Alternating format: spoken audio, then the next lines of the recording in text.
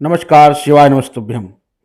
आज हम इस अंक में चर्चा कर रहे हैं कि भगवान शिव को दूध कैसे चढ़ाया जाए। जैसे कि आमतौर पर हम सभी लोग भगवान शिव को जब पूजन अर्चन के लिए जाते हैं, बाबा भोलेनाथ का अभिषेक करने के लिए जाते हैं, तो साधारणतया तांबे या पीतल के लोटे में जल लेकर जाते हैं और भगवान शिव को जल चढ़ाते हैं। लेकिन हमें यहाँ ध्यान रखना चाहिए, शिव महापुराण कहता है कि अगर हम भगवान शिव को दूध से अभिषेक करना चाहते हैं, भगवान शिव को दूध समर्पित करना चाहते हैं, तो हमें तांबे के लोटे में नहीं चढ़ाना चाहिए। हम तांबे के लोटे के अलावा चांदी का लोटा या स्टील का लोटा या अन्य कोई भी पात्र ले सकते हैं। और अगर इनमें से हमारे पास कोई भी पात्र ना हो तो मिट्टी का पात्र भी ले सकते हैं। लेकिन शिव महापुराण कहता है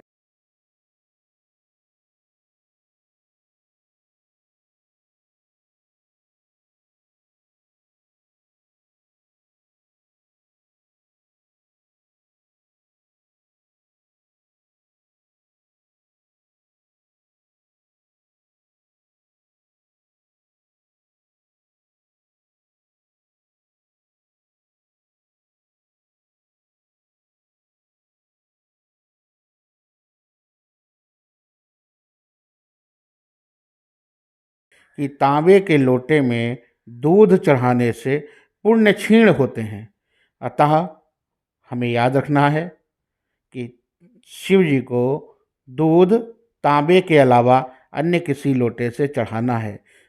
साथ ही यहाँ ये भी निवेदन किया गया है कि शिव जी को जल चढ़ाने के लिए सबसे उपयुक्त, सबसे अच्छा पात्र जो है वो तांबे का ही लोटा है।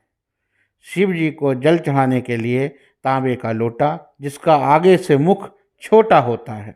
मुख छोटा होने का प्रभाव ये रहता है कि जिस लोटे का आगे से मुख छोटा होता है, उस लोटे से जब हम जल चढ़ाते हैं, अपने बाबा को जल अर्पित करते हैं, तो हमारे संपूर्ण परिवार की बीमारियां नष्ट होती हैं। वो बीमारियों को नष्ट करता है।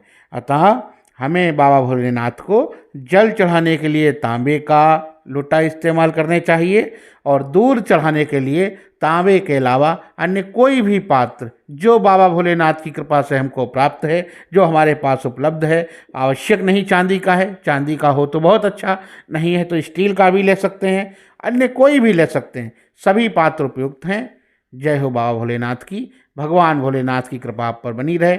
आपको पता होगा कि इस चैनल में हम सिर्फ शास्त्रोक्त विषयों का ही वर्णन करते हैं, शास्त्र में लिखी हुई बातें ही आपको बताते हैं।